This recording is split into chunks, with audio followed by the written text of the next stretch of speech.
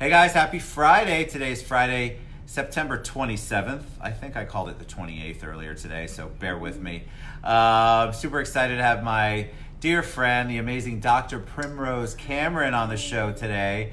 We're going to talk about some new things, some interesting things. She's always amazing to have on. She always wears the brightest colors, which is very reflective of who she is and what she does. So give us a thumbs up and a heart or anything you want to do and say hello and let us know you can hear us and see us. She's got really cool stuff to talk about. She's always an amazing guest, and we already got a heart, so that's good. So welcome back. Hey Monica, happy Friday. Welcome back. You drove all the way from the unknown crazy land of Volusia to get here, and I appreciate that because the traffic is insane. We can both look at it right now. I had you on the show maybe 6 months, a year ago. Over a year. It's insane, and you are just such a joy to be around. So when you say, "Hey Ted, let's do a show on this," I'm like, "Let's do it." All right, welcome back. Thank you. So tell us about you. The people who don't know you, they want to get to know you. So tell us a little bit about you. I always joke that you weren't born and then you had a Dr. Primrose Cameron Barbie. At least I don't think you did. So give us a little background on you. Hi, beautiful people. So I am Primrose Cameron. I like to say primrosecameron.com because you can always find me there. So thank you so much. And thank you, Ted, for having me on the show again. So I have lived in Volusia for, my son just turned 25 last week. I can't believe it. I know, I look 12. You got that skin. Yes, glowing. Glowing. It's beautiful. I love it. Thank you. So he just turned 25, and so for the past maybe 27 years, I've lived in Volusia County. Loved every minute of it, but I do enjoy traveling, going to a variety of places because I did graduate from high school in Germany. So, you know, I like to keep my passport ready. You like to get... So, I've been an educator for over 22 years, and the last, 15 years or so, I've been a mentor in the community, and just really love doing community advocacy and just helping families build the lives of themselves, and then, of course, others as well. So you are Dr. Primrose Cameron. am. So educator, meaning did you teach at higher ed? What are you involved with as an educator? Right, so I was a 9th grade English teacher, so shout out to Taylor Wildcats, yay! So my former students are like 30 years old now. Oh my God. So I taught English for many years, and then I became a guidance counselor at Mainland High School, so go Bucks, yay! So she's got it all down. Yeah, and then I did a little higher ed teaching as well, and so I've enjoyed that, and I've done therapy work in the community. I was a community counselor as well. Is that what your PhD is in? Yeah, it's in counseling psychology. Okay. Mm-hmm. And so what was the impetus for that? What was the, all right, so I'm teaching, I'm involved, I love the community, please let me go out and get a doctorate in it. So right. what was your thought process there? Now, here's the crazy thing. So I've worked for the Teachers Union for over 15 years, but prior to taking that position, I was already working on my doctorate because I was trying to figure out how can we save lives. Like, I just wanted to single-handedly do everything. You're going to be it. Yes. So I figured a doctorate will do it. Plus, I had enjoyed so much just being a guidance counselor and learning about families more, and I wanted to know, like, how do people think? What makes them tick or talk? And so I just furthered my education, and I was going to, in my mind, be a full-time therapist, but then I realized I loved education, I loved therapeutic work, so I tried to figure out how to do all of it, and so I just did some. What's fascinating though, like when you become a PhD and you can become, you're actually listening to people's problems all the time. Mm-hmm. I would imagine that must be really hard. Yeah. And I think it must be hard. And so with education though, you're almost on the preventative side of that, so that they don't need to get to you later on as a therapist. Yeah, you try. You try, right? Yeah. So what are some of the things that you implemented? What are some of the things that you have done? I mean, I know them because you've been on the show before. Yeah. But talk a little bit about some of the programs you've done. Yeah, so I have a couple of initiatives out there. Okay, it's a few. It's a lot, actually, but she's being kind. But some of the top ones, because I took my counseling and therapeutic realm and kind of moved it more so into the advocacy, I began the Sisters Build Network, and that is women 18 and up who truly hope to inspire and uplift uplift one another. We actually meet monthly. I provide mentoring services and coaching throughout the year. And then we have a variety of events, such as this Saturday I was sharing with you. We have the Sisters Build Brunch, where 4 beautiful women will be sharing and celebrating their stories. So I'm really excited about that. So Sisters Build? Sisters Build. Sisters Build. All right, so when women come to that, when you are engaging with women, what are they looking for? Do they come to you with an idea? Do they come to you with an issue? They come to you with a journey and a story that they want to share? So they come with all of the above. But I will share with you, like our last meeting, for this last month, I've really been focused or honed in on the fact that many of us don't have, and I know this is going to sound like morbid, but they don't have wills and power of attorneys and healthcare surrogates and documents and things of that nature. And so I've been walking around sharing the fact that we really need to have those. And I start off with, I'm not selling anything. Right. I just want us to live better My lives. life insurance friends want to look you up right now. Yeah, I'm not selling anything. But I realized that the more that I was going places and at our meetings, that's how I've been starting all month. So the month of September has been that discussion. And it will be, and here it's just like the 401, because I just completed my documents. I had never thought of it, right? And so I had shared that with my 25-year-old as well. And the more women that I came in contact with, whether young or older, had neither. Interesting, right? Yeah. Because I think people are afraid of their own mortality, and so I'm still a licensed life insurance and health insurance agent, and so I just remember I do not miss that at all, by the way. I just remember people going, well, why would I need life insurance? My family will be fine.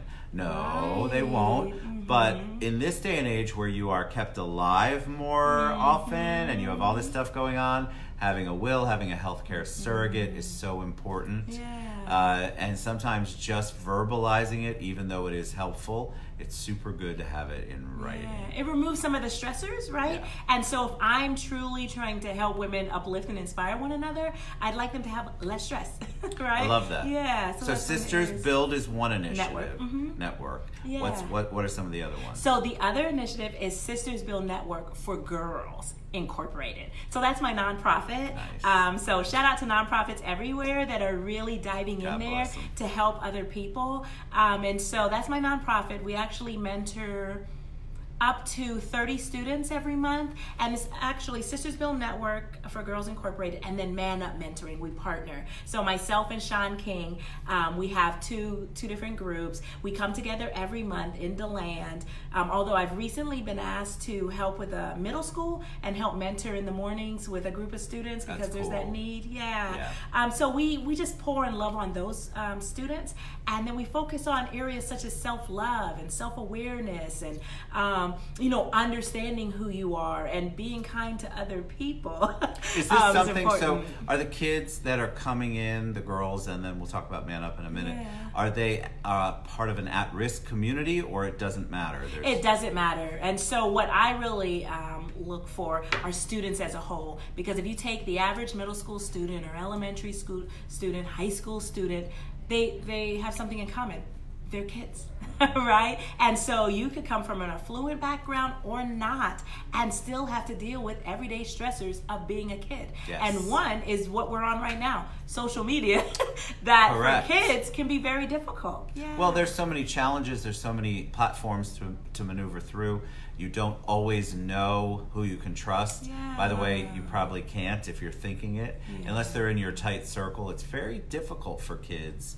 And then social media is everything, and then it's really not. It's such a balance for them to figure out. So you focus on girls and women, but tell us about Man Up, because I think you talked about that last time you were here. I did, and we just continue to grow, expand, and collaborate with a variety of other community groups. And for Man Up Mentoring, I mean, let's face it, there are a lot of homes that are in single parent homes, or parents that are working at extreme rate and not able to give that one-on-one. I share with folks all the time, I have a really cool dad, but I realize I realize that not everyone has that same experience, and so we try to create an opportunity to focus on that, right? And right now they're learning like entrepreneurial skills and what it takes to be self-sufficient, right? And looking at finances ahead, something I hadn't learned, right? No, we teach some interesting things in school. Most of them have absolutely no application outside of your world once school's over. So life skills doesn't seem to be an important thing anymore in schools. And I think I would love for us to bring that back. I had on somebody earlier, my guest before you, Julio Sanchez was on, and he is a stay-at-home dad. That's so cool. His wife is a physician, and we talked about communication and how important that was. But that's such a unique situation. So many kids are growing up in homes without any kind of fatherly figure. And so I love that you're trying to bring something in there where you're teaching them some lessons that you would think, and just because you have a father in the realm doesn't necessarily mean that you're learning the things you need to learn either. Right. So how do you engage the community with that? Are people skeptical initially, or do you just have this giant waiting list of kids who want to get involved and people who want to get involved? So for kids, they either come or they don't, right? But the numbers have increased. We just started for this year in the month of September, so just the beginning of the month. But what's really, really neat are the amount of community folks that are diving right in, right? So I've been having meetings like with the chief in DeLand, and I've had meetings with the chief in Daytona Beach. We've been working with other mentoring programs that exist, and just with attorneys and Rotaries. I spoke at the Rotary, so shout out to the Rotary in DeBerry. Yeah, so they're sharing as well, and they want to take part. I actually had a gentleman who says, you know what, I work with the Audubon Society, and I want to teach the kids about birds and flowers. Right, and so they're coming in. We have a person that's going to come in and teach skills that often we have forgotten, like sewing, right? And you don't have to throw away that shirt. You can actually put the button back on. So there are some things, right, the skills. And then though, you know, in all seriousness, ACT, SAT skills, right? I had a student last year that had well over a 4.2 GPA and had not taken the college assessments and wouldn't be ready for college as of yet. That's fascinating to me. So why is that? Are the schools inundated and there's nobody? Like where's the direction? Like when I went to high school in the Stone Age, I had a guidance counselor, or we didn't call it career counselor back then, but they have those. And then somebody helped me figure out what I wanted to do. There were deadlines I was given. Is that just not happening at the schools? And are the parents just not enforcing it?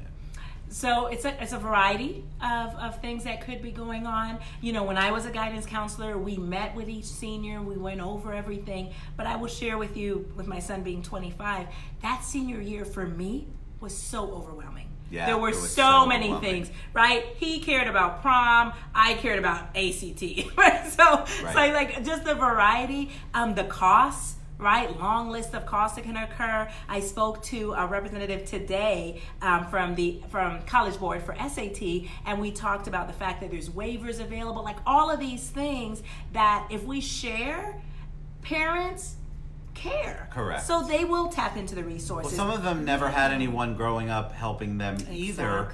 And so they don't know. They're maneuvering through it without any guidance either. And so it's just this whole generational thing, and they don't know what to do. They don't know the resources. Yeah, they don't know what they don't know. They don't know what they don't know, and I think a lot of times they want to do better. Obviously, they want to do better for their kids than they feel like they had. But it's not as easy as you guys think to access the tons of different opportunities out there. We don't really have a really centralized conduit for that. So do you go out into the community? Do you teach a lot? Tell us what your day looks like. So my day is I work for the union, so the teachers union. So I'm supporting educators and paraprofessional and clerical staff day in and day out. And what do you mean supporting? You're there for them if they want to chit chat, they want to vent. Well, I do that too. Call me. No, but if there's some challenges in the classroom, I go in the classroom because my area is professional development, and so I can go in the classroom or the schools and better assist in that way, and also offer professional development so that they can enhance their skills for the next generation of teachers. That's good. So what are some of the challenges that you're seeing that maybe in our age group, even though I'm much older than you, in our age group, we didn't necessarily have? What are some of the things that you're seeing now that maybe those of us who want to get involved that could help out in the community, what can we do? What can we do to help? What are some of the lacks going on? You know, so I just spoke with a principal this morning, and one of the areas of concern that is just ongoing is consistency. Right? Students are looking for consistency. Yeah. If you show up this Monday and I don't see you again until Christmas, I don't know if I can trust you. Correct. Right? I already have that in my home. Why am I dealing with that again? Correct. How can that be a mentor? What's any different? Right? And so that level of consistency is so important. I tell folks all the time, like for me, I may never have $1 million. However, if you win Lotto, call me. But I may never have me too, please. I may never get there, right? But it's giving your time. Right? Giving a part of you to share with that next generation is so important. Let's talk about that, because I think a lot of people think when you get involved in the community, the first thing that people always say to me is, Ted, I don't have money. I don't have the money. Right. And what I always try to stress is it's not about the money, it's about your time. Yeah. And so if you can give your time back, that's what these, especially for kids, that's what these kids need. They need to have the consistency, which is super important. Let me stress that again. If you're going to get involved with in a kid's lives and in a kid's life in any kind of program like Primrose has, you have to commit and do not let them down, because guess what? They've been let down in pretty much every aspect of their lives. And so if you're going to come in and they're going to trust you, you better show up. Yeah. My opinion. I'm just going to be aggressive about that. Because I did mentoring in the elementary schools with kids, and we would have, I forget what I think I was reading. It wasn't Big Brother, Big Sister, it was something similar. Yeah. And then I was the only one out of 14 guys that was there from beginning to end. Yeah. And I mean, these people, I'm like, you're breaking these kids' Exactly. hearts. So by the end of it, I had all 14 kids. That's not giving attention to the one that I started with, but there was no other way to do it. And I felt so bad for them, because guess what? They had to go home and experience the same kind of lack of attention or problems that kids face. So commit, guys. It's not that much. It was an hour. I forget. It was so minimal what I had to commit, and it was so rewarding, and you could see the difference. You know, shout out to the organizations such as Crew Anomaly and Junior Service Leagues and Delta Sigma Theta, so sororities and fraternities and Rotaries and Chambers, because here's the thing, they provide grants that can offset what folks are often fearful of is, I don't have the money, right? And so you can feel that may not be you, but your part is, I shared with someone yesterday that was in Rotary, she loves sewing. Okay, share it with us, right? Heck yeah. Imagine what and that's what I think, you're right. So let's talk about talents, because you have time, and then you also have talents. Right. So like Shirley Stamper's on. Shirley literally donates, I can't even imagine how much time, money, effort, and food, because she owns a catering company, and the amount that she gives back, her gift, her love, her talent is food, making food for people, creating a menu. Nice. Do you know how, foodie. Me too, and her food's amazing. Do you know how many people that could help? Exactly. And because she is super involved in our community, she's helping so many different people. If you have a talent, sewing's big. Exactly. Listen, if you do yards or pool, if you'd like to come to my house, no, I'm kidding, but that's what I think. What about all of this stuff? We had an initiative once where we were trying to help families that didn't have a handy person in their lives, that just needed minor repairs, to go and help them, because they had a talent for it. If you own a handyman company, or a pool person, you're a plumber, and you can donate a little bit of your time, you're making this giant impact on people. So it doesn't take a checkbook, it takes your time. Exactly. Your time is valuable, and you should be paid for it, but if you're donating it, it's the same thing as writing a check. Yeah, the rewards you could never actually pay for. Like when I see my students come back, I have a student now who's a dentist, police officers, social workers, like I just see all of these things that have taken place, and when they send me a message and say, because of you, that's awesome. Yeah, I would cry. Yeah. All right, so just curious, because I have to ask, I don't remember if I asked this last time. What's your son like? Oh, he's... Right, because a lot of times you have people who, you've got all this stuff going on, you're a PhD, you've got the therapy. My kids hate it when I talk therapy talk, right? They hate it. And yet then the son is, the children can be completely the opposite, somewhere else. Yeah. So talk about how that works out for you. So it's an EDD in counseling psychology. But so my son, who's 25, individuals will say that he's my twin. You are, I mean, your skin, you look so young. Thank you. But even up to his smile, you know, I had a book event over the weekend, and he actually came with me, yay, to the Orlando Library. Downtown. And so I just was watching him saying, I did that, right? Because there was a time that I was a single parent, and so he walked around from booth to booth and asked them out of nowhere, why did you decide to write? You know, and so he just wanted to know more because he's in that intricate time in his own life, right? 25, they say your brain is fully developed, and you know, he's in college now, and he's finding different pieces that he wants to make whole. Interested in real estate as well, and so in the hotel industry, and just different, a variety of things. And so watching him, I see me, right? But then I also see those who have poured into him, because he has had the same mentor, one of his mentors since 9th grade, right? And from 9th through 12th grade, so shout out to Jeffrey Turner, he picked him up every Wednesday. No way. Every Wednesday. Even if he had to cut it short. Consistency, guys. Every Wednesday. He says, you know what, it cost me $2. Chicken sandwich, fries, some opportunity to talk and just engage with him. And he probably knows some stuff I don't know about him because I'm not a dude, right? So true. Yeah. So true. Yeah. So he's, I wouldn't say a mini me, but he's growing into himself, and the parts that I hold that he doesn't want, he doesn't utilize. He utilizes the other parts, and he's growing into his own. I love that. Yeah. All right, so children are obviously important to you. Yeah. That's the theme. I forget, family matters. The beauty of our children. I can't remember exactly what you said, but I loved it. Why? Why kids? And you've got this book that I'm fascinated by, right? Yes. Because anything that has the word princess in it on me, as you guys know. So talk about that. So I actually am the author of Princess Primrose Goes to Washington, D.C. Yay! And I shared with second graders this morning. They say, well, why Primrose if your name is Primrose, right? They have like the best questions. They have great questions. No holds bar when you're dealing with kids. And I shared with them, you know, when I was younger, I didn't love my name. In fact, I just wanted like a 3-letter name because folks were messing it up all the time. How do you mess up Primrose? Oh goodness, prime rib. They just did like a variety of things that had nothing to do with me. So I was like, I just want a simple name. How'd I get this name? But shout out to my dad, he gave it to me. I grew into it, right? And I started embracing it and owning it and loving it. Well, as I embraced it and loved it, I loved me. And so I often think of, well, what is another child experiencing or going through? Like, I came from an intact family. My parents have been together well over 45 years. But that doesn't speak for everyone, right? True. And it also doesn't say there's no issues or problems. Correct. Right? It doesn't erase them just because that's how your family makeup is. So I decided to write a book and to pour in love into children the thought of possibilities, right? And what if you had an intact family that loved on you? What if you were kind to everyone that you came in contact with?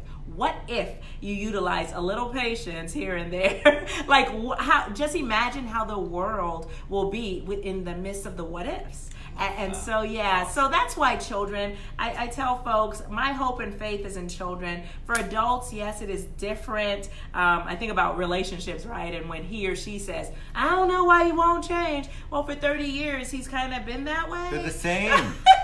And you knew it going into the relationship. That's the part that always cracks me up. But with children, you can start from there. You can still remold and mold again, and they're very moldable. I love that. All right, so tell us about the book, because I'm fascinated. It's so cute. I mean, you see it backwards, but it's such a cute book. Yay! Check it out on Amazon. Princess Primrose Goes to Washington, D.C. Yeah. Why Washington? And then tell us a little bit about it. So I just thought, like, that would be the place to be, right? Plus, I like Washington. I probably couldn't live there because the hustle and bustle, and I like to sleep in the middle of the day. But I love the diversity in Washington, D.C. and all that it calls and claims. So it's really beautiful to me. And so that's why I chose Washington, D.C. It's not about me, although I believe I'm a princess, so shout out to me and all all the other princesses that are tuning in right now, and all our little ones that are going to be queens, right? So that's why I chose the princess part, not because she's living in a fairy tale, but because her parents treat her that way, right? And they pour love into her, and they correct her, but in such a loving way that makes her want to make those changes. And plus, she's celebrating her 5th birthday. Who doesn't love celebrating a birthday? Big. Yes. You know, one of my favorite movies is A Little Princess, and there's the girls grew up watching it, and it's such a great movie. But there's a line in there where the girl is arguing with her caretaker because she thinks her dad's passed. I don't know if you've seen the movie, but it's amazing. And she says, weren't you ever a princess? Didn't anybody ever tell you you're a princess? The speech in that movie makes me cry every time, but the girls love it. And so that's sort of this, like you're pouring in that love. She had so much love from her dad in that movie that she was strong enough to stand up and continue to believe in it. And I think we need to empower our kids. And the only way they're going to be empowered is if you continue to pour the love. That doesn't mean there's no structure. There doesn't mean that there are some consequences for their insane behavior. It doesn't mean that it's perfect. However, if you're continuing to pour love, constantly loving them, letting them know that they are loved, you can't fight that. Evil in the world cannot fight that, I'm telling you. And so you're going to find a lot more confident young men and young women if we're continuing to do that no matter what's going on. But I love the concept of this. So what's in the future for you? What are we doing next? So, you know, just continuing to embrace our children and help move them forward. So I can't wait to see how Sistersville Network for Girls Incorporated continues to unfold. We do have our annual retreat, and we're just collecting so that we can continue to broaden for them. Also, I have, you know, the work that I do in Jamaica, in Arakabessa especially, because that was my grandmother's home. She lives in Texas now. And so, just, I do annual collections for there. Right now, we're going to send probably 50 or 60 backpacks and composition books and all that good stuff. And then I'll be going in December, so I'm excited about that. As I mentioned earlier, Saturday is the brunch, our annual brunch, Sistersville Network. So if you missed this one, have no fear, there'll be one next year. There'll be another one. Hey, Matt, what's up, brother? And then Calling a Few Good Men conference, where we hold men responsible for the lives of our children. Right now, how does that work out? Yeah, so talk a little bit about that. I think we have time. We have time. Yeah. So it's just a platform in which we offer men the opportunity to share their experiences, whether good, bad, or indifferent, and then working with our next generation of leaders, and for them to sign up, take the pledge, and become a mentor themselves. And so right now I'm working with Commissioner Smith in Apopka. So shout out to Alexander Smith and the work that he's doing in Apopka, and so we'll be there. And then next year, it's April of every year, we work with Chief Capri at the Daytona Beach Police Department. Awesome. So we partner and we build. Partner, build, because it can't be done alone. I'm an only child, I know. Oh, that's right. You are an only child. I forgot. So forgive me. OCS. You don't have OCS, though. Only child syndrome. No.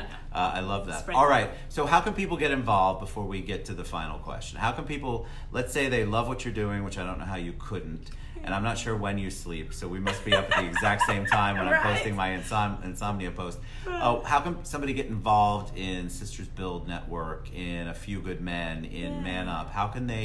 What can they do? Let's say they don't have the resources. Let's get money out of it, right?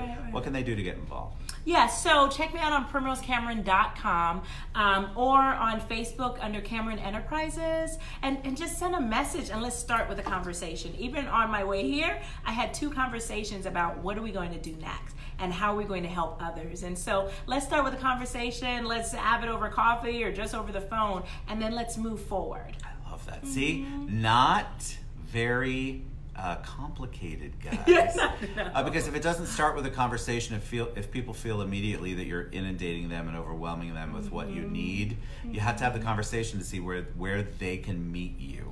And I think a lot of nonprofits and a lot of people, they just have all of these needs because, of course, the needs are overwhelming. So you want to engage, but Primrose just wants to engage you where you're at, and then you can try to figure out where you can meet. All right, so we're going to share that information again, how you can get involved, primrosecameron.com. We'll share all of that. So we talked about mentors. You've mentioned them. Yeah. Super big initiative with the TED Show and TED's community. We really want people to get more involved. Time, guys, time and commitment. So we love to have our guests give a shout out to some mentors or a mentor that made a difference in your life, or people who've made a difference in your life. Yeah, so I actually have two people I'd like to mention. Probably I have more mentors that they don't even know they're my mentors, right? But they're my friends in my head, as Wendy Williams says. So I actually have, I believe that she's responsible for me becoming an educator. I remember walking into Dr. Duncan's office at the great Bethune-Cookman University many years ago after moving from Germany, having no clue. Like, I left my parents because I was grown, 17-year-old. You knew what you were doing. Yeah. No clue. And showed up at Bethune-Cookman University. I majored in English because I wanted to be a writer. I said, hey, I'm going to write lots of books and make lots of money. And so the graduating semester, she says to me, Dad, but have you written any books or chapters of books or something, right? I was like, no. And at this time I had a child, right? My son was 2 years old. So she says, I'm going to need you to do something. She said, don't give up on that. That sounds great. But maybe we want to do something that, I don't know, can help you like right now. And so I was like, well, what is that? She understood where you were at. Yeah. I said, what is that? And so she said, you'd be a great teacher. And I was like, with other people's kids? Who does that? But I listened to her because I always listen to those who have come before me. And Dr. Duncan, who has since retired, met with me every week to help with my lesson plans. Wow. Every week for the first year. Amazing. Yeah, so shout out to her. So I became an educator because of you, and plus, if I was selling water bottles, she'd buy them. And then gotta love people in your corner like that. Yes, and then my second mentor, Miss Brenda Cusack.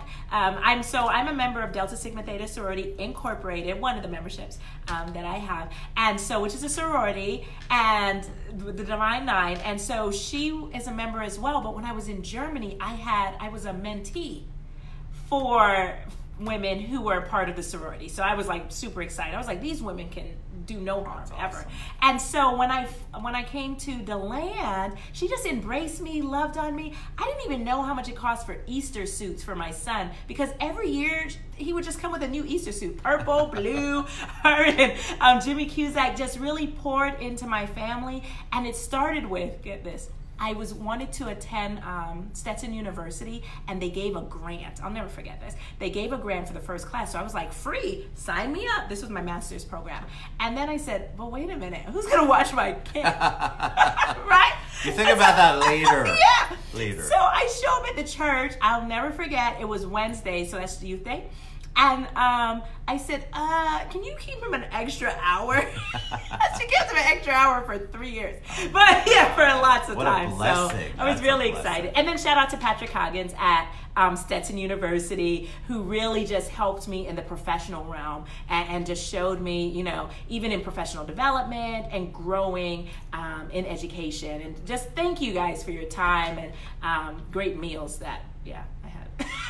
You're awesome. Can you tell she has her own show, by the way? She's no novice at this.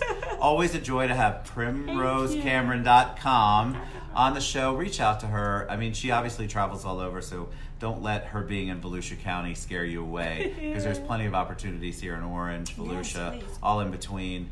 You're always a joy to have on the show. Thank you for fighting that traffic from Volusia to come down and see us. Reach out to her. We'll share all of her contact information, how you can get the book too. You're a joy. We love you. Thank you, guys. We'll be back around 4:30. Mwah. Have a great weekend. Thank you, guys. See you later. Bye-bye.